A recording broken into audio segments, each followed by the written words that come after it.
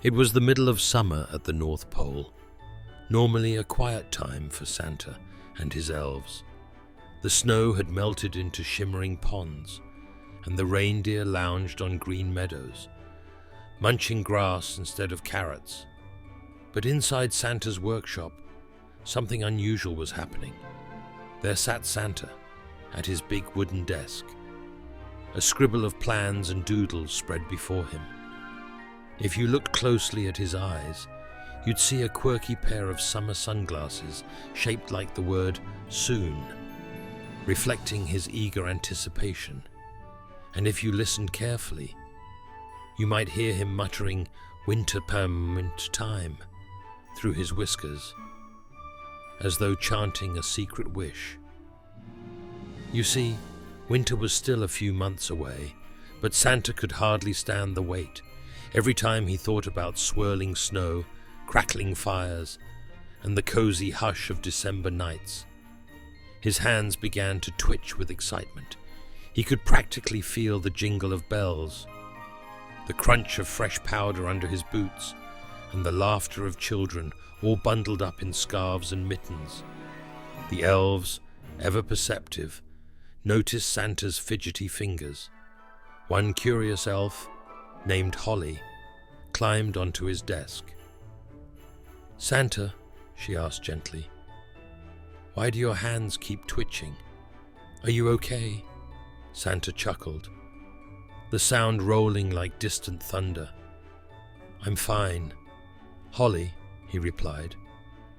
"I'm just imagining the rush of winter, snow drifting outside the workshop windows, the forging of shiny new toys, the hustle and bustle of wrapping gifts. Even though summer is peaceful, I can't help longing for that magical time." Holly smiled. "But Santa, we still have plenty to do. We can prepare new toy designs, test out different sleigh improvements, and think of ways to make next Christmas extra special." Santa's eyes gleamed behind his silly, soon glasses. "You're right," he said. "There's always room for creativity, no matter the season. Let's make the most of this warm sunshine while we get ready for the sparkly winter ahead."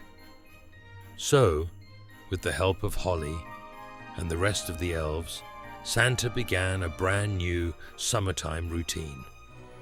Each morning, he'd sketch fresh toy ideas on a sunlit porch overlooking the reindeer pasture.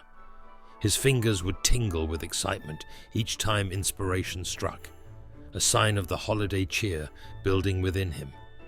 And in the afternoons, he'd gather elves around a splashy little pond to brainstorm. Santa would settle down on a blanket, stroking his beard while the elves tossed around ideas like water balloons, silly and fun, but brimming with possibility.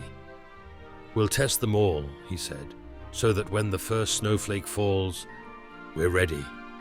As the sun dipped below the horizon, the North Pole glowed in a gentle twilight. Sometimes Santa could almost imagine it was the sparkle of early winter, and he'd feel that familiar flutter in his hands. But now, instead of just waiting, he was channeling that excitement into planning, inventing, and spreading a bit of mid-year merriment. Finally, when the nights grew a little cooler and frost began to lace the window panes, Santa's heart started to race. "It's almost here," he whispered in delight, gazing at the sky. Soon, his snow-filled dreams would become reality, and the entire workshop would burst into full holiday mode. But in the meantime, Santa's off-season was hardly dull. Surrounded by sunshine and the laughter of elves, he found new ways to fuel his holiday spirit, and as he tapped his still twitching fingers on the desk, he grinned. Soon indeed, winter would be here before he knew it, and with it, the joy he'd been dreaming of all summer long.